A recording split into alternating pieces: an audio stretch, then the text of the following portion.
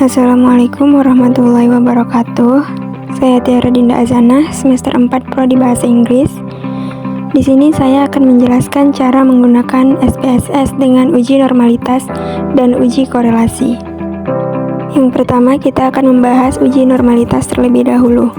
Di sini saya sudah menyediakan contoh soal. Misalnya, kita akan menguji variabel motivasi dan prestasi apakah mempunyai hubungan yang linier secara signifikan atau tidak. Dengan contoh datanya sebagai berikut. Nah, di sini ada datanya. Kemudian langsung saja kita buka aplikasi SPSS. Klik variabel view yang ada di pojok kiri bawah. Nah, tampilannya akan seperti ini. Lalu kita tulis motivasi dan prestasi di bagian name.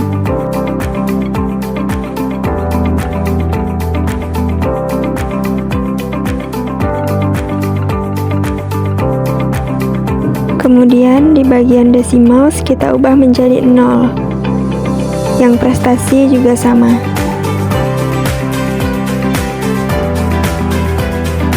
Setelah itu kita masuk di data view dan kita copy saja data yang ada di soal tadi.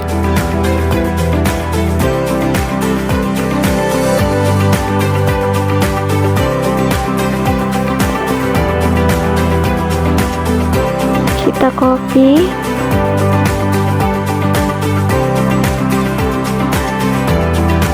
lalu masukkan ke tabel ini.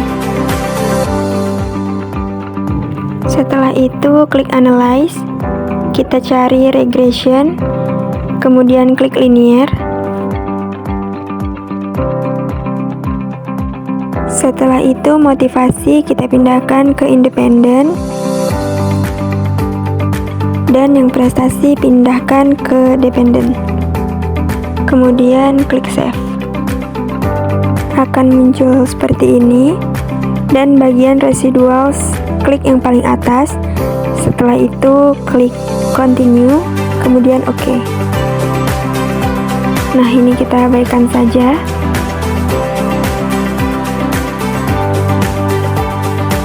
Lanjut, kita klik analyze lagi. Kita cari non-parametric test dan pilih legacy dialog dan pilih satu sampel KS.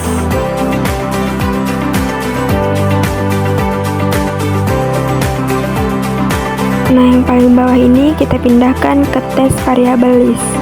Kemudian tekan OK.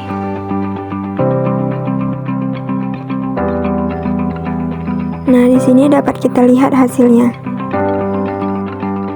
Sebelumnya, kita harus melihat dasar pengambilan keputusan normalitas. Nah, ini dia dasar pengambilan keputusan dalam uji normalitas. Yang pertama, jika nilai probabilitas lebih besar dari 0,05, maka hubungan antara variabel X dengan Y adalah berdistribusi normal. Yang kedua, jika nilai probabilitas lebih kecil dari 0,05, maka hubungan antara variabel X dengan Y adalah tidak berdistribusi normal. Oke, jadi di sini nilai signifikan to tilde-nya titik 2. Titik itu dibaca dengan 0. Jadi hasilnya 0,2, di mana nilai yang lebih besar dari 0,05. Jadi hasil penelitian ini berdistribusi normal. Selanjutnya kita akan membahas uji korelasi. Dan ini contoh soal seperti soal sebelumnya. Langsung saja kita masuk ke aplikasi SPSS, lalu kita klik variabel view di pojok kiri bawah. Setelah itu di bagian name kita isi dengan X, dan yang kedua kita isi dengan Y. Kemudian desimal kita ubah menjadi 0. Yang kedua juga sama. Di bagian label kita ubah menjadi motivasi, dan di bawahnya prestasi.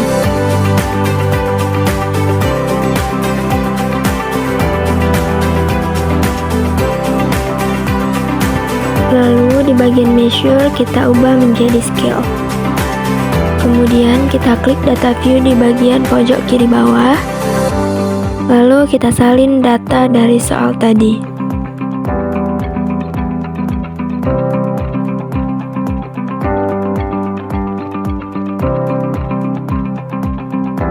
Dan kita masukkan ke tabel ini.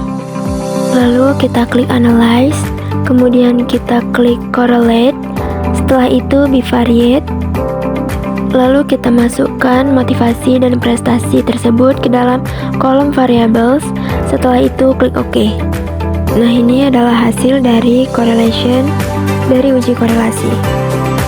Sebelum kita membaca output seperti ini, kita harus tahu dasar pengambilan keputusan dalam uji korelasi.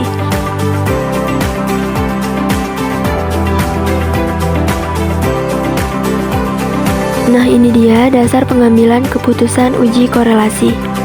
Yang pertama, berdasarkan nilai signifikan. Jika nilai signifikan kurang dari 0,05, maka terdapat korelasi antar variabel yang dihubungkan. Sebaliknya, jika nilai signifikan lebih besar dari 0,05, maka tidak terdapat korelasi. Yang kedua, berdasarkan nilai R hitung atau person correlation, jika nilai R hitung lebih besar daripada R tabel, maka ada korelasi antar variabel. Sebaliknya, jika nilai R hitung lebih kecil daripada R tabel, maka artinya tidak ada korelasi antar variabel. Dan yang ketiga, berdasarkan tanda bintang yang diberikan SPSS, jika terdapat tanda bintang 1 atau 2 pada nilai person correlation, maka antara variabel yang dianalisis terjadi korelasi. Sebaliknya, jika tidak terdapat tanda bintang pada nilai person correlation, maka antara variabel yang dianalisis tidak terjadi korelasi. Kita lihat di data person correlation, di mana 0,837 terdapat bintang 2, yang artinya bintang 2 menunjukkan 5% kepercayaan atau 0,05 dari signifikan itu. Maka kita akan melihat R tabel agar bisa membandingkan dengan R value-nya. R tabelnya di sini yaitu 5% dengan 12 responden. Hasil dari R tabel dengan responden 12 yaitu 0,576.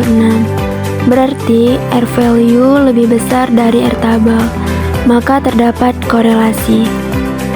Kemudian dari nilai signifikannya terdapat 0,01, di mana itu lebih kecil dari 0,05, maka terdapat pula nilai korelasinya.